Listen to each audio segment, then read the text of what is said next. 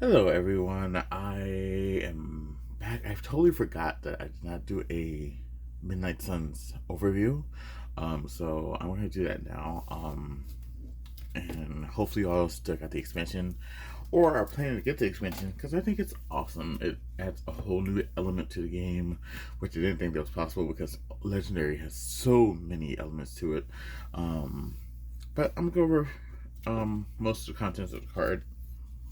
So let's start with the schemes first. We got Midnight Massacre.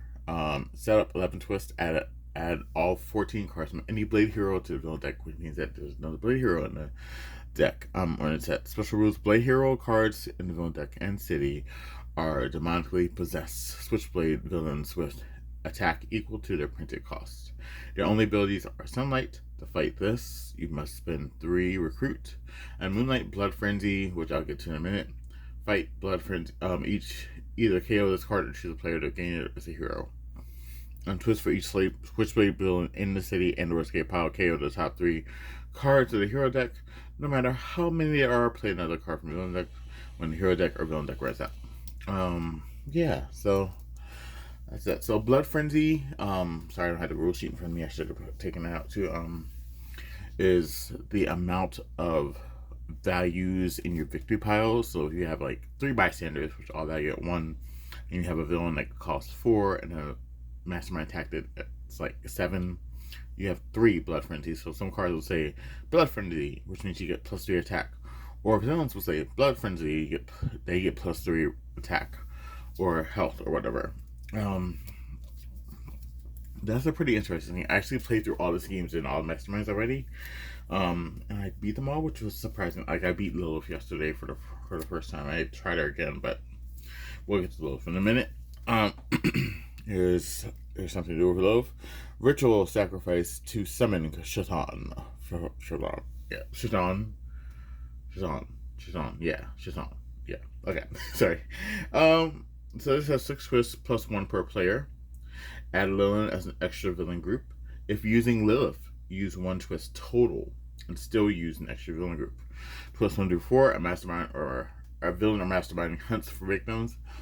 So hunts for victims is you take a bystander, you put it underneath that hero or villain or mastermind that call for that, or you KO a bystander or mastermind underneath you KO a bystander underneath the villain or mastermind, and they go into the KO pile. And 5 to 11, the mastermind hunts for victims. With the 5 bystanders are in the KO pile, shuffle all twists from the KO pile back into the villain deck. And then this can transform into Great Old Shaitan. Flip it over and KO all other masterminds and their remaining tactics. So when you flip it over, this is what you get. Great Old Shaitan. His Master Strike or Twist. Destroy the current player. Shuffle the strike or twist back into the villain deck. So the key is not to let that get to this, not to let the scheme transform. Pretty much, destroy the current player is a lot. I actually played this is the first time, and I actually got to where I had to flip it, and I got destroyed pretty easily, pretty quickly. Shaitan wins when all players are destroyed. So when you're playing 2-handed solo, that just is out the window. Our next game is Sire Vampires at the Blood Bank. Set up 10 twist, add an extra henchman group of 10 cards as vampire neonats. Neonats? Never heard that word before. Okay. Put the scheme above the bank to mark it as the Blood Bank. Special rules: all vampire neonats also have Blood Frenzy. And while in the Blood Bank, they have double Blood Frenzy. Twist: if there's a villain in the Blood Bank, stack a card from the bystander deck next to the scheme as a vampire thrall. Otherwise, move a villain from another city space to the Blood Bank. Either way, play another card from the villain deck. Evil wins when there are 5 vampire thralls or the villain deck runs out. Okay.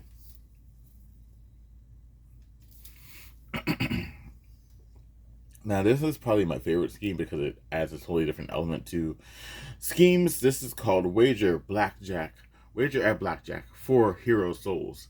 11 twists, add 2 extra heroes. I also like that too. I like when you get add extra heroes because there's so many heroes in this game. And when you add extra heroes to see, like, how things work together, it's awesome. Twist. Reveal cards from the hero deck, adding up their total cost until you choose or stop. You choose to stop, or your total exceeds 21. If your total exceeds 21, you bust, and the mastermind was the wager. If you didn't bust, then do the same thing for the mastermind, stopping as soon as their total is at least 17.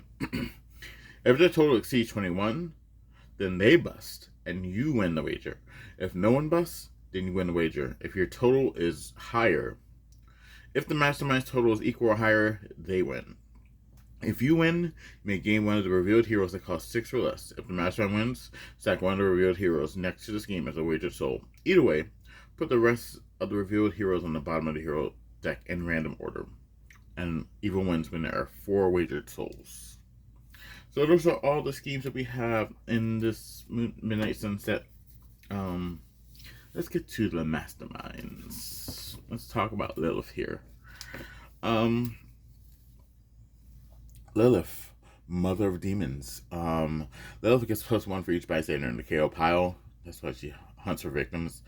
Always leads the Lilith villain group. And then Master Deck, Lilith hunts for victims. So either she gains a bystander or she KOs a bystander in City or New River. If she KOs a bystander this way, each player gains a wound. And she's 8 attack. And then her epic side, she is epic side, which is crazy. Lilith gets +2 for each bystander in the KO pile. Lilith hunts for victims. If she KOs a bystander this way, each player gets a wound on top of their deck. Not fun. I haven't played with Epic Lilith. I'm not looking forward to it, but her tactics are as follows. Okay, Respawn Demonic Offspring.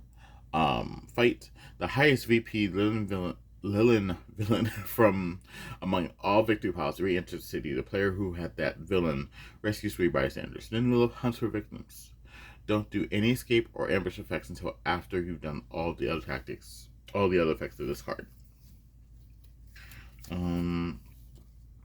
Connoisseur of Souls. Fight, you get +1 for each bystander in the KO pile, then Lilith hunts for victims.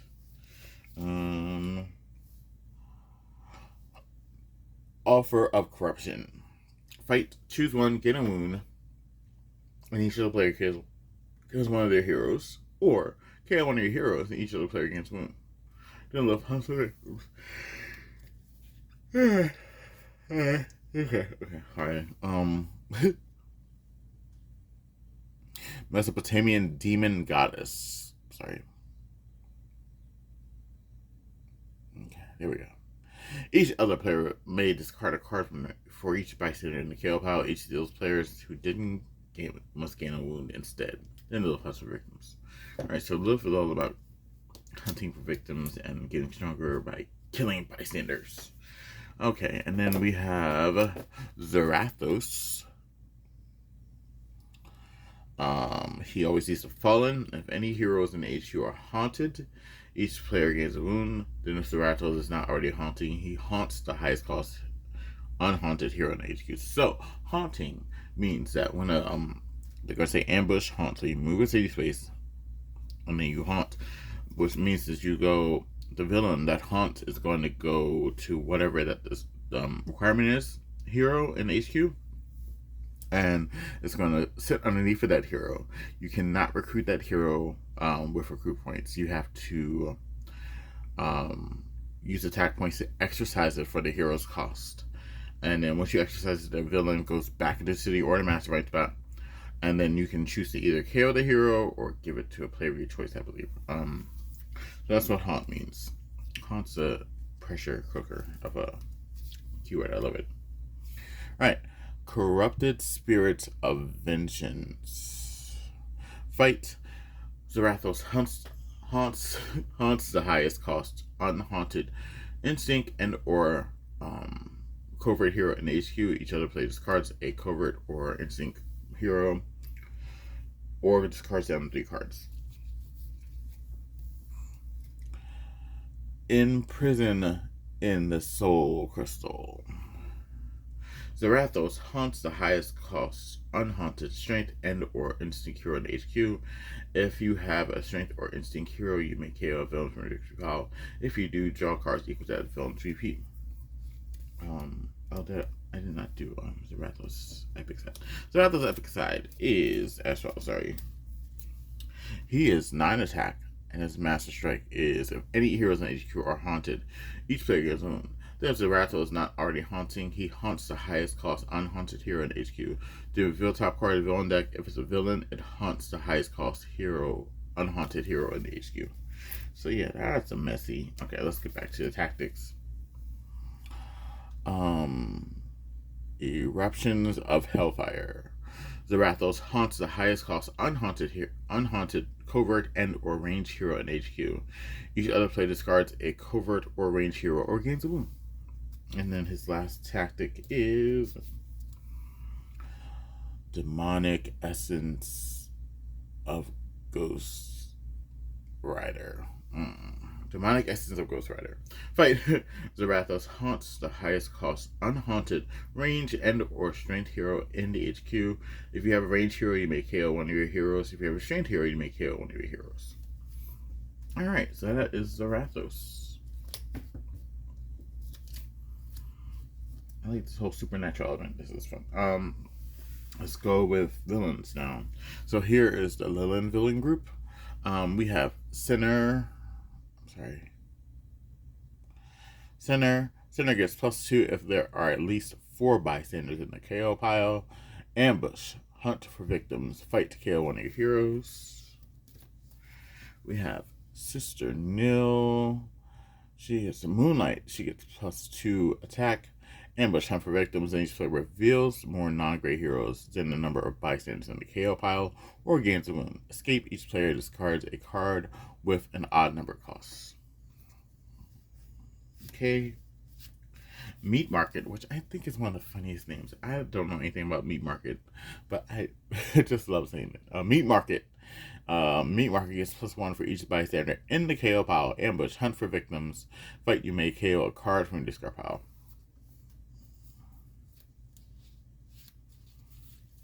Okay, then we have Outcast. Ambush, hunt for victims. Then each player reveals a random card from their hand. If that card costs less than the number of bystanders in the KO pile, that player discards that card. Blackout, which I think is very cool art. Moonlight actually was on the box. I was like, oh, who's that? And saw it. I was like, oh, that's awesome. Moonlight. Blackout gets +1 attack for each bystander in the KO pile. Ambush, hunt for victims. If it's Moonlight, hunt for victims again. Escape after normal escape KO. If it's Moonlight, each player gets wound. Outcast, another Sinner. And that's the Lilin villain group. Okay, now we have the Fallen. Fallen. Patriarch. Ambush. Haunt an unhaunted hero in the HQ that costs 3 or less. Fight. Reveal top card of your deck. If it costs 3 or less, draw it.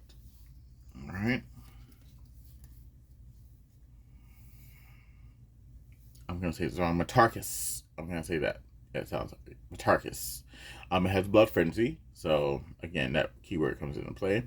Ambush, haunt the rightmost unhaunted hero in the HQ, and fight KO one of your heroes. Now the Patriarch. We have Salome, Sorceress Supreme, Blood Frenzy.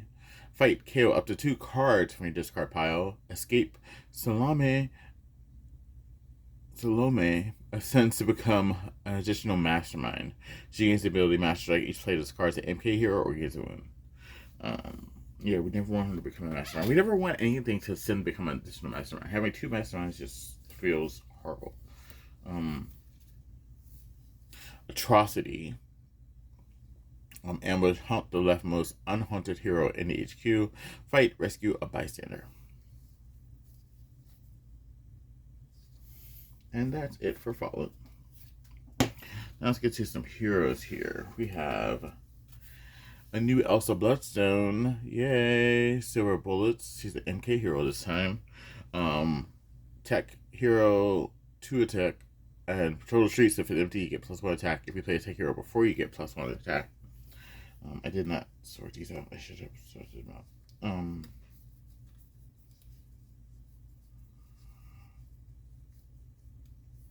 Yeah, give me a moment. I'm gonna sort them out so I'm not showing you all of them.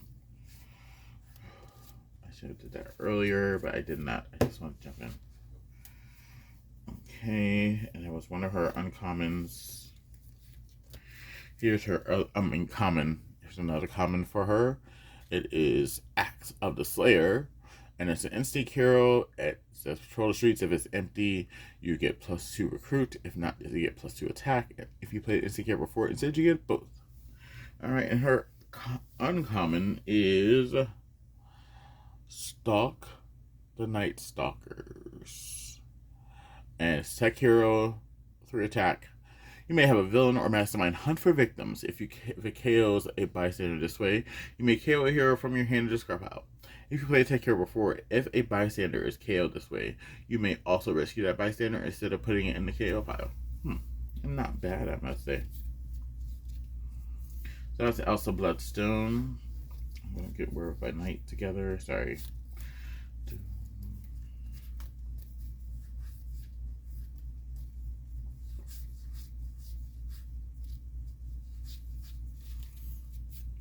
Okay, Werewolf by Night. Let's start with his uncommon.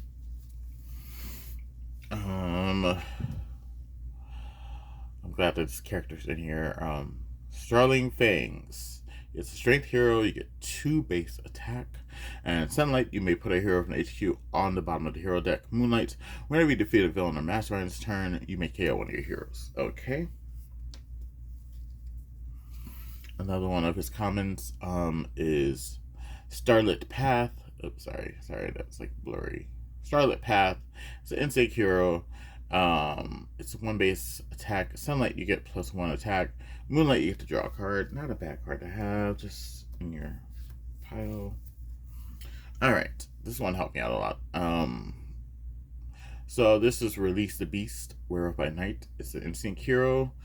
Sunlight, you get +3 recruit. Moonlight, you get Blood Frenzy. And if you play another instinct hero before, instead you get both. So I did like that card when I played it. His rare is Track the Captives. I feel like I didn't do Elsa Bloodstone's rare. I did not do Elsa Bloodstone's rare. So we're going to come back to that. We're going to do that too. I don't know how I missed that. Okay. So we'll do Werewolf by Night rare, and then we'll do Elsa Bloodstone's rare. Okay, Werewolf by Night's rare is an instinct hero. It's 5 base attack. And Moonlight, whenever you defeat a villain or mastermind this turn, you may rescue a bystander or gain a hero from the HQ or sidekick deck whose cost is less than the enemy's attack.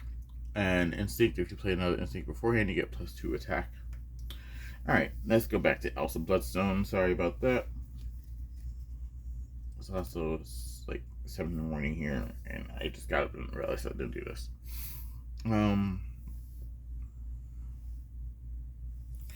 Vengeance of the Bloodstone Gem. It's an instinct hero. Patrol any city space. It's 4 base attack. Patrol any city space. If it's empty, you will get the printed recruit and attack of the hero and the HQ space underneath that city space. Play 2 MK heroes, Marvel Knights heroes. You get Blood Frenzy, which is great. Alright, let's go to Morbius. I'm very excited to see Morbius. I love Morbius. Not the movie, but I do like the character a lot.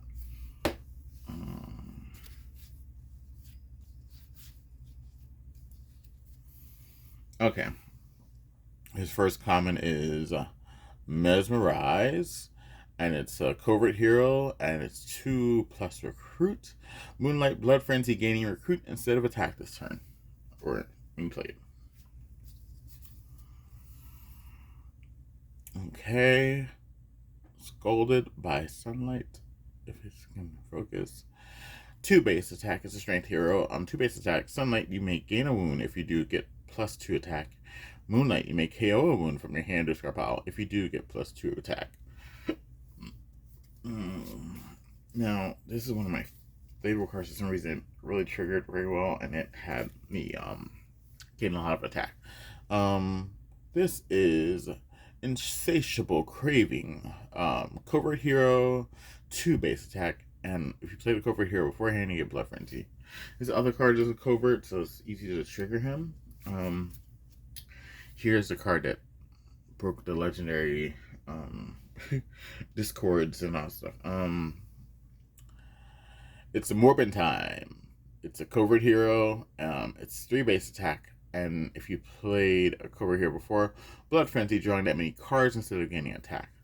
So I don't think it's a great card in general. I feel like the attack could be more, but that's just me.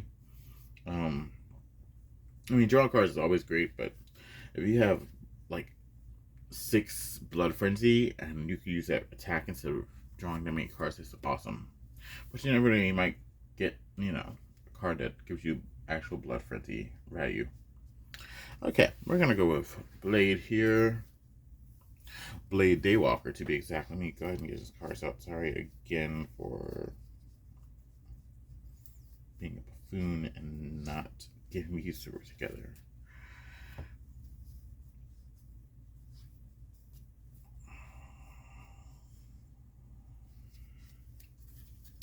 Okay, this is Hunt High and Low, Blade Daywalker.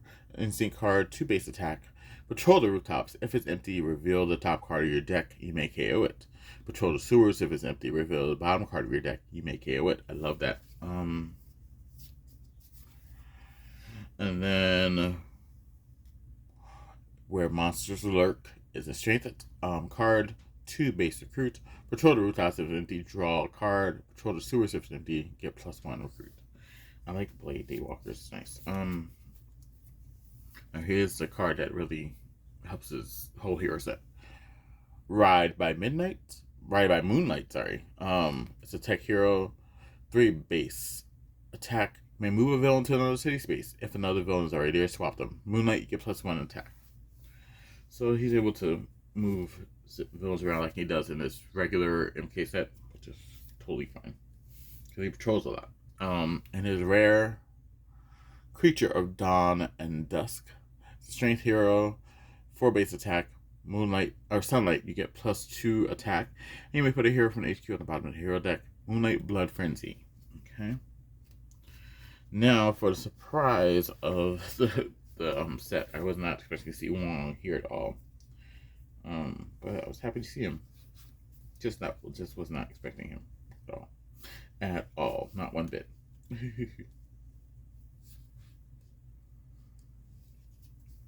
Okay.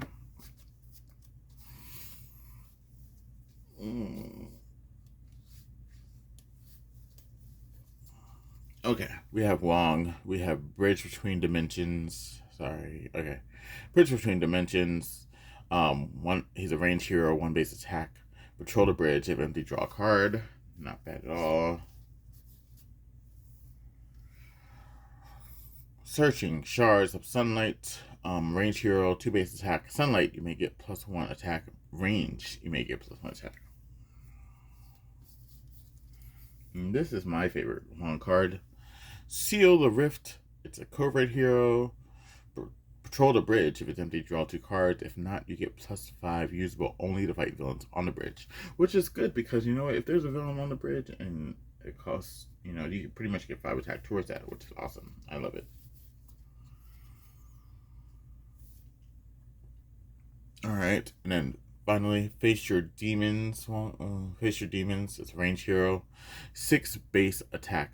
Once this turn, you may fight the top card of bystander deck as if it were a 4 attack Darkhold Demon villain with fight KO up to 2 of your heroes.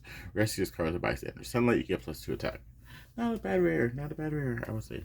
So all in all, the Midnight Suns, I keep saying Moonlight Suns. The Midnight Suns expansion to me is a must-have. I'm gonna say everything is a must-have, but seriously though, this is a must-have, especially if it's like the supernatural elements of Marvel, or if you even played the new game that's out on PS4 and PS5 right now.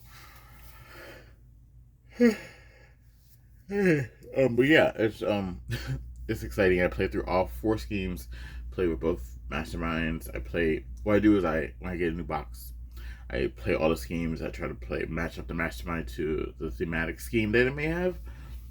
Like for instance, Love was the one that summons Shaitan, um, and then I play through with the heroes, using the set heroes for the first 2 playthroughs with the 2 masterminds, and then I switched it up, you know.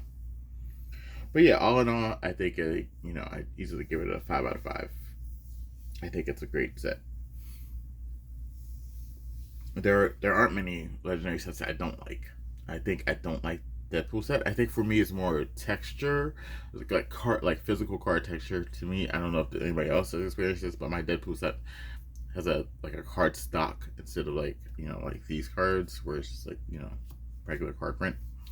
And also I just don't like the half attack, half recruit kind of thing. I don't know. Everything else is fine for me.